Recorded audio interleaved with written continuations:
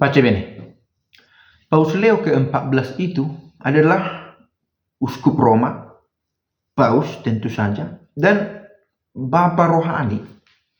Tidak usah ragu bagi teman-teman Katolik menyebut Paus Leo itu adalah bapa saya, bapa rohani saya. Begitu ya. Itu tidak melebih-lebihkan. Kita akan melihat beberapa catatan dari kitab suci yang bisa memberikan kita penerangan juga tentang ini. Kalau kamu menemukan kata-kata dari orang yang menciutkan semangatmu, seolah-olah melarangmu untuk menyebut Paus sebagai bapa rohani, kamu juga harus kritis terhadap mereka. Sering terjadi orang memakai strawman fallacy, gitu ya.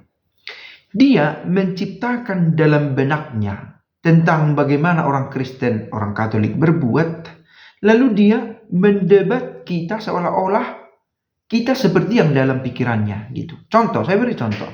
Belakangan ini kita dalam euforia, gembira. Ada Bapak rohani yang kemudian datang tak lama setelah Paus Fransiskus meninggal dunia. Lalu ada berkata, tidak benar, tidak ada sola Roma. Kembalilah kepada kitab suci, kepada Allah. Tidak ada yang pernah bilang sola Roma, begitu ya. Tidak, bahkan terminologi itu tidak eksis sebelumnya, sebelum akhirnya kamu menulisnya. Nah, jadi akan ada barangkali perkataan-perkataan yang menciutkan semangatmu. Bisakah ku sebut paus ini sebagai bapa rohaniku? Bisa, gitu ya. Karena akan ada juga berkata, jangan, gak usahlah berlebihan menghormati pausnya. Hanya Yesuslah. Di dalam pikirannya, kita itu sedang menduakan Yesus. Tidak. Dan ini harus kita beritahu, gitu ya. Tidak. Bapa rohani, dan dia menyebut dirinya sebagai jembatan, sebagai orang yang bisa mempersatukan. Mari kita bersatu bersama dengan Bapa rohani ini, yang adalah paus ini, Paus Leo ke-14. Beberapa tulisan dari sini, dia adalah suksesor Petrus pertama-tama. Kalau ada berkata dia penerus Paus Fransiskus, ya karena Paus Fransiskus adalah penerus Petrus juga. Akan ada lagi yang bertanya, mana catatan historisnya? Ini pertama-tama sebagai sebuah refleksi iman kita tentang gereja yang satu, yang kudus, yang apostolik, dan universal. Engkau adalah Petrus, di atas batu karang ini kudirikan gerejaku. Kita yakin, Petrus yang telah tidak lagi bersama dengan kita, dipresentasikan oleh paus, siapapun pausnya. Kalau kamu berkata, oh paus ini saya nggak terima, karena dia orangnya nggak memenuhi syarat menurut saya, katakanlah begitu.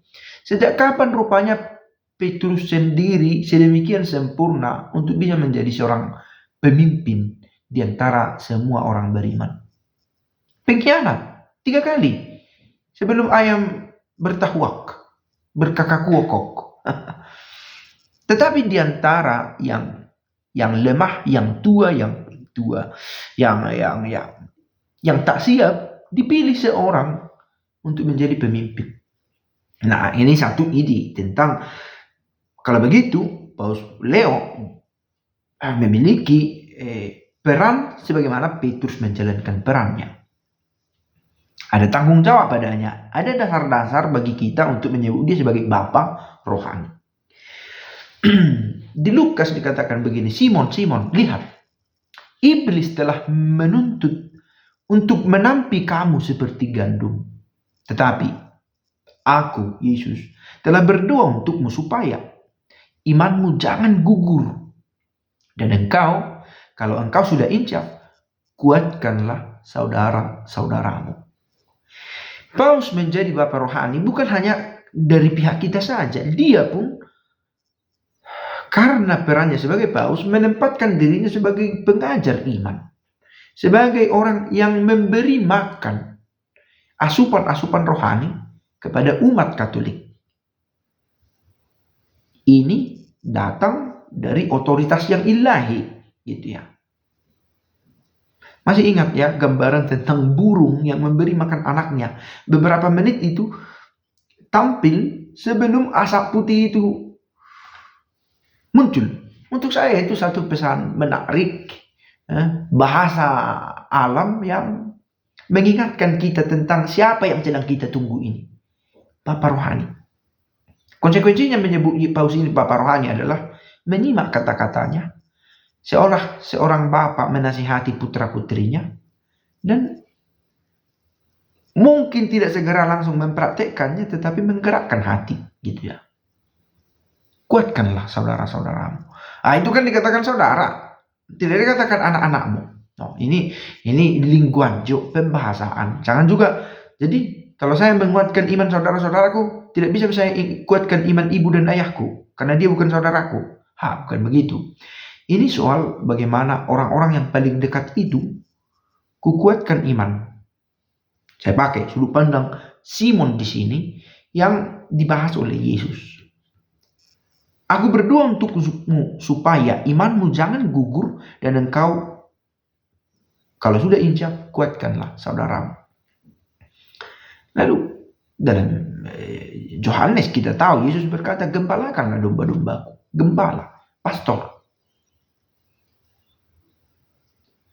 Apakah ada terminologi Bapa rohani? Ada. Paulus bersendiri berkata, sekalipun kamu mempunyai beribu-ribu pendidik dalam Kristus, kamu tidak mempunyai banyak Bapa. Orang-orang tertentu saja kita sebut Bapa itu. Banyak pengajar-pengajar ya. Tapi ini Bapa rohani. Nah, terminologi ini juga muncul di katekismus. Paus, penerus Petrus adalah Bapa dan Gembala Gereja Universal. Selamat. Lagi-lagi kita belum padamkan kegembiraan ini atas kehadiran Bapa rohani yang baru untuk seluruh gereja. Menjadi berkat kiranya bagi kita yang harus menghidupi hidup sehari-hari dan kiranya tetap bertumbuh dalam iman. Pace bene.